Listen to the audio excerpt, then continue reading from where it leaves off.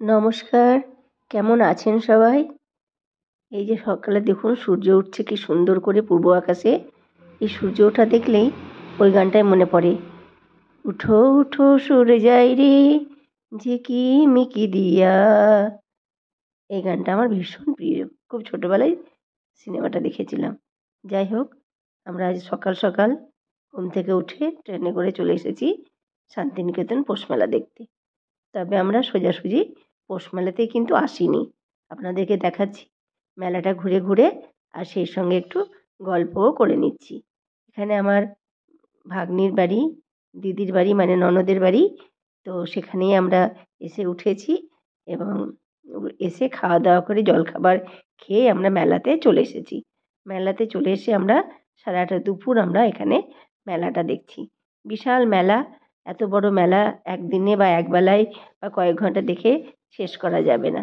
শান্তিনিকেতন পৌষ মেলা যে কি বিশাল মেলা, কি বৈচিত্র্য এই মেলার, কি পাওয়া যায় না এখানে, সেটাই প্রশ্ন, যে কি পাওয়া যায় না।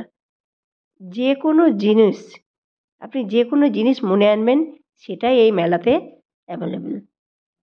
তো সেটা সবটা মুখে না বলে আপনাদের শুধু দেখাবো শান্তিনিকেতন পৌষ মেলা। সঙ্গে থাকুন আর দেখতে থাকুন। ভালো লাগলে অবশ্যই আপনারাও যখন পরের বারে যেতে পারবেন, ইচ্ছে হবে, সময় হবে, অবশ্যই যাবেন। এটা আমার ভাগ্নি, আজকে ভাগ্নি, আমি, আমার হাজব্যান্ড সবাই মিলে এসেছি। সস্তায় ভালো জিনিস কিনুন বলে সব বিভিন্ন রকম বিজ্ঞাপন দেওয়া হয়েছে। খুব সুন্দর মেলা, অনেকবার গেছি আগে আগে, প্রত্যেকবার গাড়ি করে গেছি, আবার গাড়ি করেই চলে এসেছি।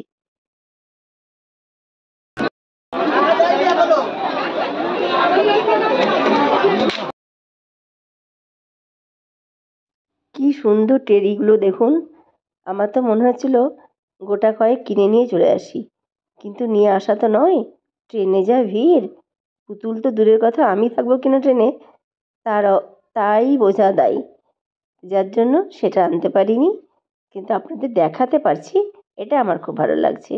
আর কোথাও কোথাও মেলার আওয়াজগুলো ভীষণ ভালো লাগে, তাই কোথাও কোথাও আমি কথাগুলো স্কিপ করে গিয়েছি, আর আপনাদেরকে ওই মেলার শাঁসা শাঁসা শাঁসা একটা যে আওয়াজ, অদ্ভুত আওয়াজ, সেই আওয়াজটা আপনাদের শোনাবার জন্য রেখেছি। আর দেখুন তো চন্দ্রমল্লিকা ফুলগুলোকে দিয়ে কি সুন্দর করে একটা প্রদর্শনীর আয়োজন করা হয়েছিল। প্রতি বছর মেলাতে কিন্তু এই পুষ্প প্রদর্শনীটা থাকে এবং অসাধারণ সুন্দর করে ঘিরে দিয়ে রাখা হয়, যাতে সকলে হাতটা দিয়ে নষ্ট করে না দেয়, কিন্তু সকলেই এসে এই জায়গাতে আমরা ফটোশ্যুট করে, আর আমরাও ফটো তুলেছি, আর সেগুলো আপনাদের সঙ্গে শেয়ার তো করবই, আর আপনাদেরকে দেখাচ্ছি যে কি সুন্দরভাবে এই প্রদর্শনীটাকে সাজানো হয়েছে। সঙ্গে থাকুন, আরও নতুন নতুন সুন্দর সুন্দর জিনিস দেখার জন্য প্রস্তুত থাকুন।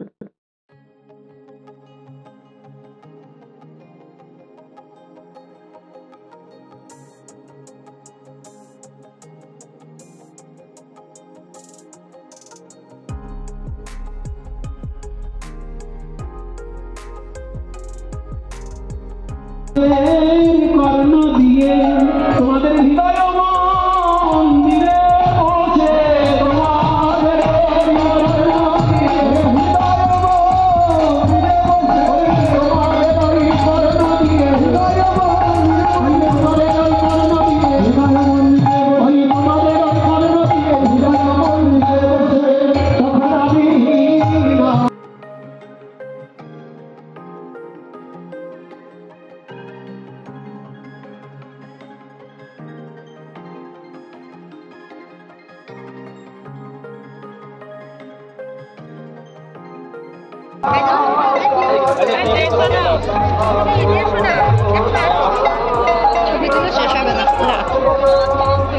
গাড়ি আসেনি।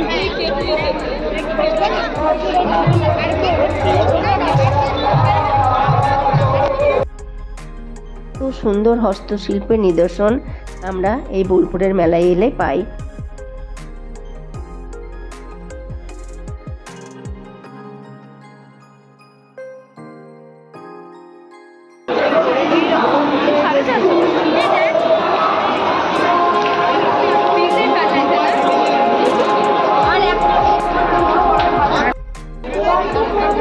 কত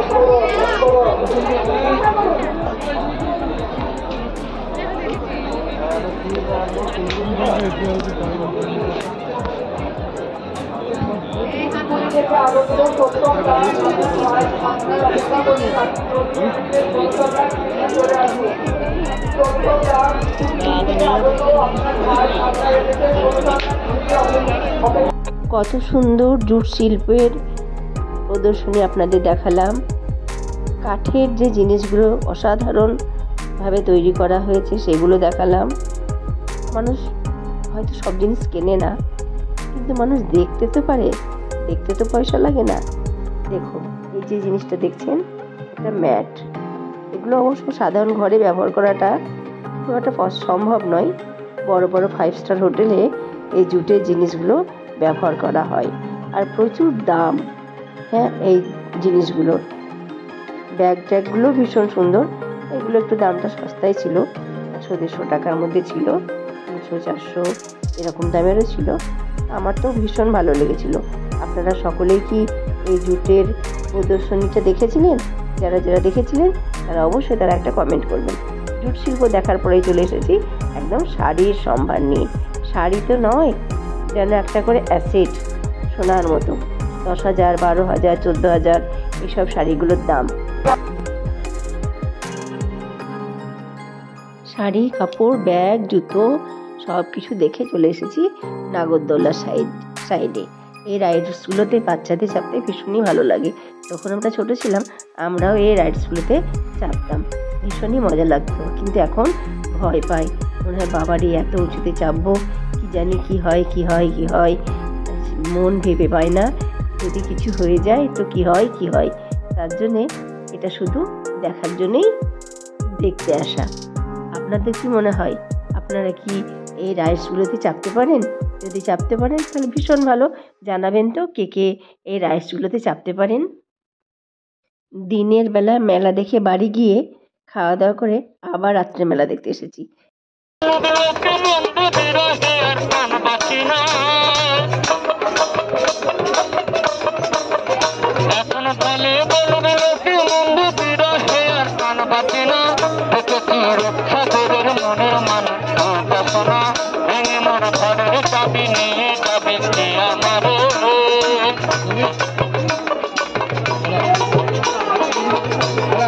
Bye, bro.